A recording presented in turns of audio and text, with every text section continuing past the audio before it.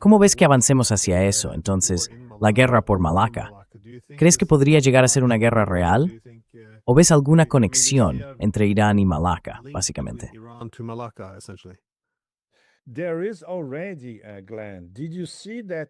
Ya está ocurriendo, Glenn. ¿Viste que abordaron un barco iraní no muy lejos del estrecho de Malaca?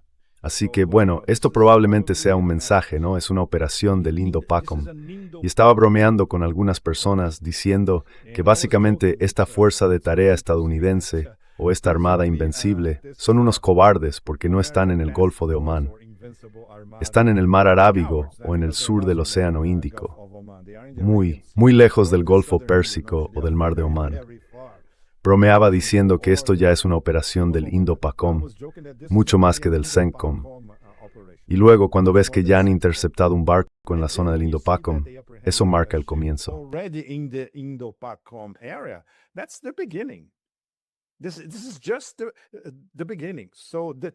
Esto es solo el principio. Así que los chinos, estoy seguro de que están horrorizados con esto. No he podido leer ningún análisis más profundo hasta ahora. Quizá haya alguno en canales militares chinos, solo en chino, en Weibo o en WeChat, lo que sea. Es posible. Es algo que intentaré hacer en los próximos días.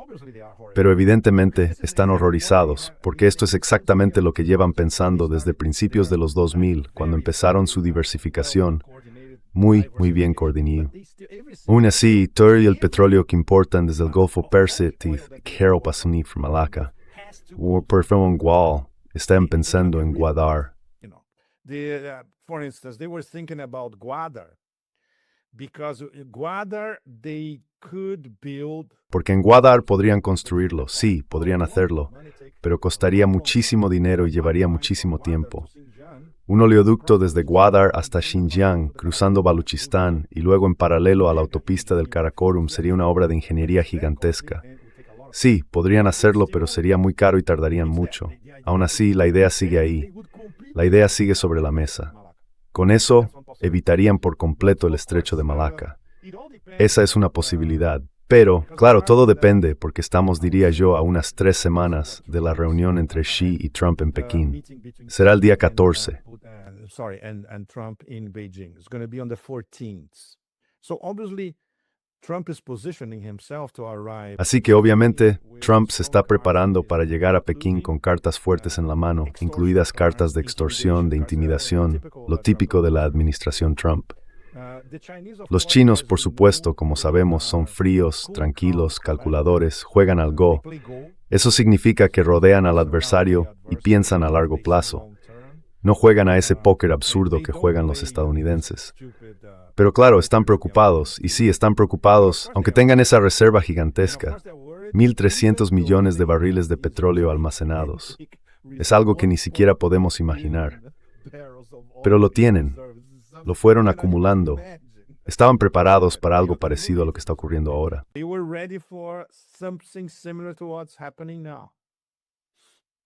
No es Malaca, sino Hormuz como Malaca, en realidad. Porque tal y como están las cosas, no fluye mucho petróleo por Hormuz debido, claro, al segundo bloqueo. El primero, el no bloqueo iraní, era un sálvese quien pueda en cuanto a cargamentos chinos. Ahora con el segundo, la cosa es más complicada. Pero todavía no hemos llegado a un momento realmente decisivo. ¿Tendrá esta armada invencible el valor de abordar un petrolero chino en aguas internacionales? No creo que se atrevan a correr ese riesgo, y los chinos también apuestan por eso. Pero por supuesto las cantidades que están recibiendo no son suficientes comparadas con las de antes. Eran 1,3, 1,4 millones al día desde Irán, más los demás, más el petróleo de Arabia Saudí y de los Emiratos. Plus the oil from Saudi and UAE. Como decías, los chinos saben lo que está pasando, ven lo que ocurre, y hay una especie de avance gradual hacia eso. Primero vimos ese bloqueo parcial a Venezuela, y de nuevo, los chinos entienden que también son parte del objetivo. Los estadounidenses tampoco fueron sutiles con esto, lo dejaron muy claro. No se trata de que tengan que abrirse a Estados Unidos, sino de que deben cortar el comercio con los iraníes. Y luego, claro, ahora tenemos el bloqueo a Cuba, tenemos el secuestro de barcos iraníes, tenemos actos de piratería y el secuestro de barcos rusos. Así que vemos otra vez lo que podríamos llamar guerras de conectividad. Y dado que los chinos se ven a sí mismos como el rival de igual nivel de Estados Unidos, son, en última instancia, el objetivo final. ¿Cómo crees que van a reaccionar los chinos ante esto? Porque ya sabes, suelen mantener una actitud bastante calmada. Because they do have a calm demeanor, Exactly. I'm very curious now to go to Exacto. Estoy esperando. Tengo mucha curiosidad por ir a China porque he decidido hacerlo. Creo que quizá haya un intervalo antes de que llegue Trump. Será el mejor momento para ir y empezar a hacer preguntas allí. Y mientras Trump esté allí, también será el momento perfecto para hablar. Claro, como sabes, hablar oficialmente con funcionarios chinos en China es algo tremendamente complicado para nosotros, los periodistas y analistas extranjeros. Pero por supuesto, tenemos nuestras conexiones. En mi caso, contactos académicos, antiguos oficiales del Ejército Popular de Liberación ya retirados. Y aunque hablemos de manera extraoficial, muchos de ellos lo hacen, pero te dicen, mira, tiene que ser fuera de registro.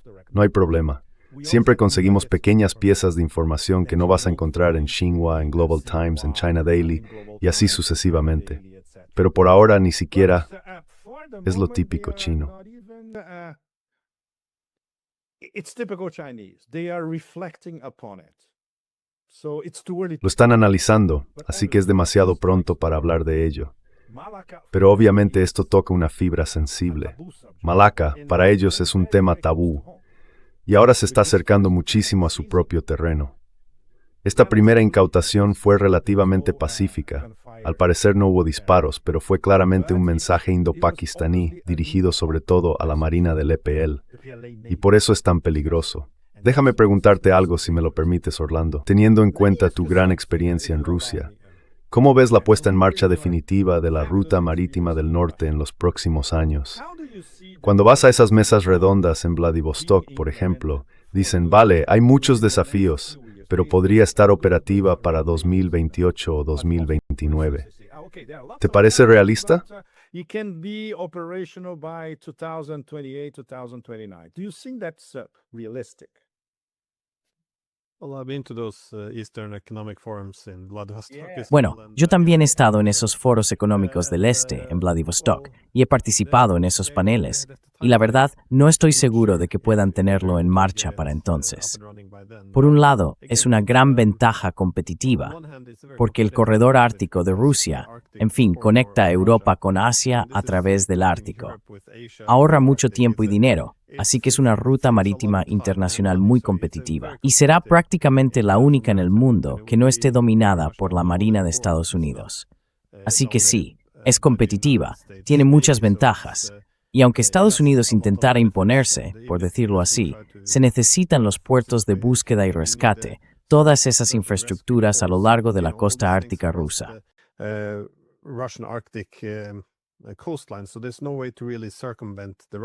Así que no hay manera real de sortear a los rusos ahí. Los rusos tienen una gran...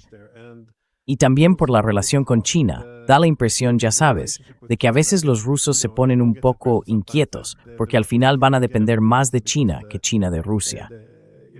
Los rusos compensan eso manteniendo un cierto grado de autonomía estratégica y diversificando sus alianzas.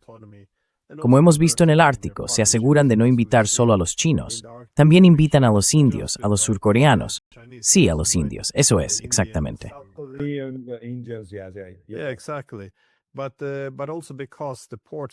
Pero también, como los puertos y todo eso son territorio soberano ruso, eso crea más equilibrio en la relación con los chinos.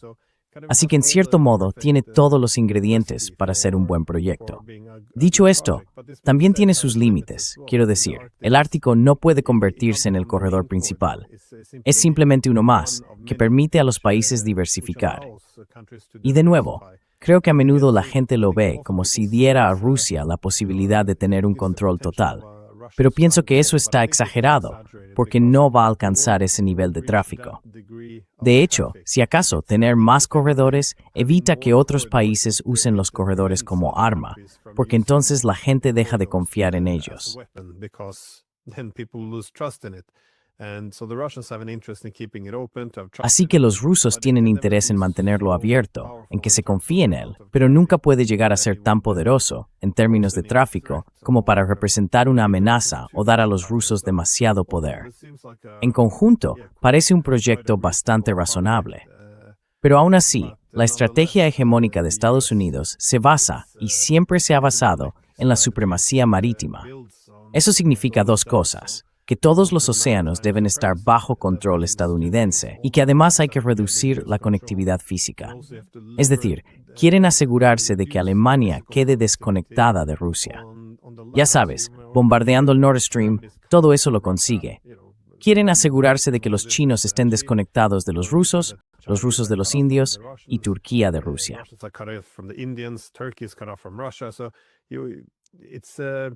Así que sí, básicamente dividir y gobernar. Creo que así es como actúan las potencias marítimas. Y si uno va al pensador conservador ruso Savitsky y a otros de los años 20, ellos lo dejaron muy claro. Por eso consideran que las potencias marítimas son por naturaleza imperialistas, porque solo pueden dominar si dividen.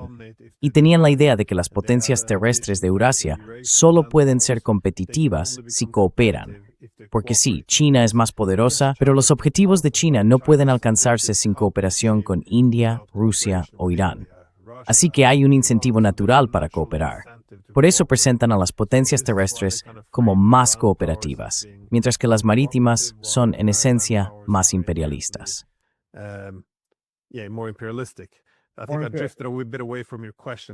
Creo que me he desviado un poco de tu pregunta, pero sí, creo que tiene mucho potencial. Los rusos tienen todos los rompehielos. Están construyendo la infraestructura y las nuevas tecnologías, sobre todo los drones, hacen que gran parte de la infraestructura necesaria para búsqueda y rescate sea mucho más barata y razonable, especialmente en zonas poco pobladas. Tiendo a ser optimista con la ruta del Ártico, pero el problema es que, en el pasado, era solo un desierto helado. No había tanto interés estratégico competitivo. Pero ahora, con el corredor marítimo y todos esos recursos naturales que están quedando al alcance, se está preparando para convertirse en el centro de un enfrentamiento geopolítico de suma cero. Y claro, por eso los estadounidenses quieren Groenlandia. Así que, exactamente. Y vaya. Exactly. And Putin is personally implicated, ¿no? Y Putin está personalmente implicado. Es lo que nos dice cada año en Vladivostok. Se trata de un proyecto federal y están invirtiendo mucho dinero en Arcángel, en Murmansk, en los puertos. Lo consideran una cuestión de seguridad nacional, así que es algo muy serio. Y al mismo tiempo interesa a los chinos, porque uno de sus corredores, por ejemplo, no pueden usarlo por ahora, el transiberiano. Ya no pueden utilizar el transiberiano por las sanciones. Por eso están invirtiendo tanto en esos corredores intermedios, el corredor este-oeste y otros que van hacia el sur. Ir por el norte es imposible. En cambio, ir hacia el extremo norte en el Ártico es perfecto y relativamente rápido. And relatively fast